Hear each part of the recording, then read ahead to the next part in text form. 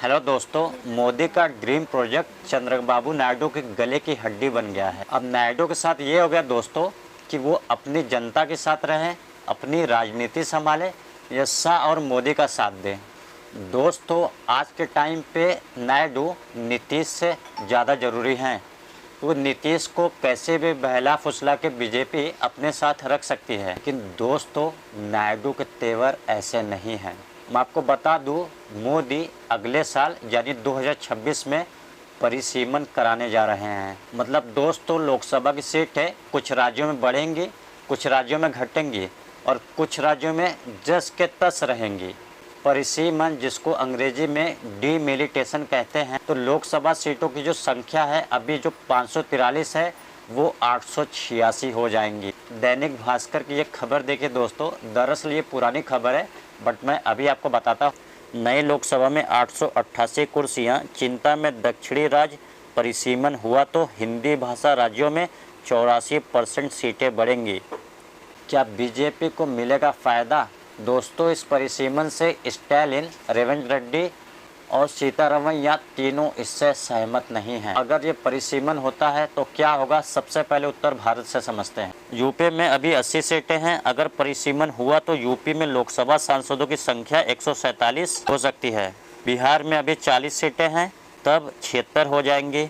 मध्य प्रदेश में 29 से बढ़कर ये संख्या 53 और राजस्थान में 25 से बढ़कर 50 हो जाएंगी और झारखंड में 14 से बढ़कर 24 हो सकती है। अगर दक्षिण भारत की बात करें तो तमिलनाडु में 39 बढ़कर 53 हो सकती हैं, कर्नाटका में 28 से बढ़कर 45 और आंध्र प्रदेश में 25 से बढ़कर 37 हो सकती हैं। यानी दक्षिण भारत की अपेक्षा उत्तर भारत की लोकसभा सीटें बढ़ने की प्रतिशत बढ़ सकती है। परिसीमन का मतलब है लोकसभा या विधानसभा निर्वाचन क्षेत्रों की सीमा तय करने की प्रक्रिया।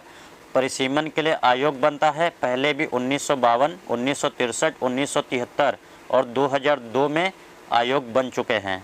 अब जिस राज्य में जितना ज़्यादा सीटें होंगी वहाँ पे केंद्र ज़्यादा मदद करेगा, उतनी ज़्यादा फंड, उतनी ज़्यादा योजनाएं और उतना ज़्यादा फ़ायदा ही फ़ायदा होगा। और इसमें दोस्तों दक्षिण के राज्यों में अपना नुकसान भी दिख रहा है। कुछ दिन पहले तमिलनाडु के मुख्यमंत्री ने के स्टालिन ने देश के कुछ मुख्यमंत्री अपने पूर्व मुख्यमंत्री को चिट्ठी लिखी थी। दरअसल स्टालिन ने 5 मार्च को परिसीमन और ट्राई लैंग्वेज पॉलिसी के विरोध में एक बैठक की थी।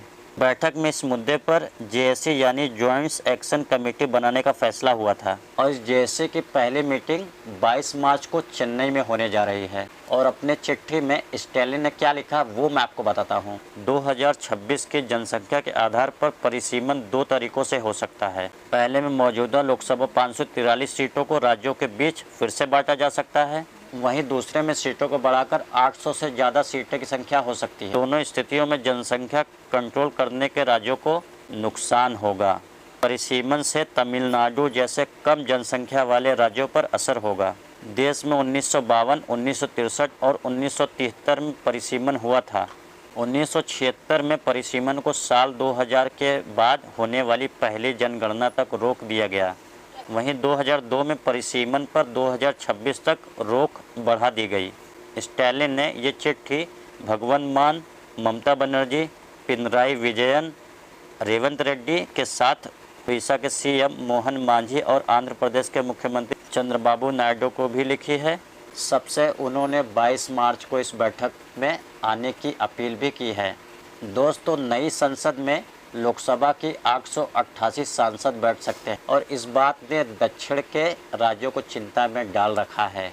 इस राज्य को डर है रुका हुआ परिसीमन जनसंख्या को मानकर अगर हुआ तो हिंदी राज्य वाली सीटें के मुकाबले उनकी सीट आधी हो जाएंगी। तो लोकसभा में हिंदी भाषा के कंपेयर में उनकी सीटें करीब आधी हो जाएंगी। लेकिन अभी 2021 की जनगणना नहीं हुई है और सरकार जनगणना कराना चाहेगी। अगर 2021 की जनगणना नहीं हुई है तो वो 2011 की जनगणना के हिसाब से परिसीमन करा सकता है। लेकिन दोस्तों उसमें कई तरह के पेच सामने आएंगे और सवाल फिर वही आ जाता दोस्तों कि दक्षिण के कई राज्य परेशान हैं और इस पर चंद्रबाबू नायडू क्या करेंगे, एक तरफ कुआं और एक तरफ खाई। अगर 22 मार्च को वो जाते हैं या उनका प्रतिनिधि जाता है तो वो मोदी जी के लिए अच्छी खबर नहीं है। स्टालिन की मांग है अगर परिसीमन होता है तो 1971 की जनगणना के को ही माना जाए। दोस्तों, देश में जनगणना नहीं हुई है, उससे पहले परिसीमन कराने का आधार क्या होगा समझना पड़ेगा। और पहले जनगणना होती है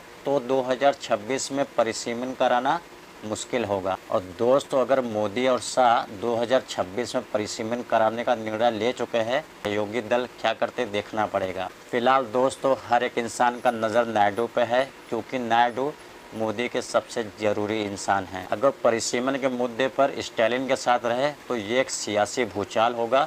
दोस्तों, इस वीडियो में इतना ही, और आपका क्या कहना है इस परिसीमन के मुद्दे पर, अपने राय कमेंट बॉक्स में जरूर ड्रॉप करें। और वीडियो अगर आपको पसंद आए तो वीडियो को लाइक शेयर सब्सक्राइब जरूर करें। Thank you so much. जय हिंद।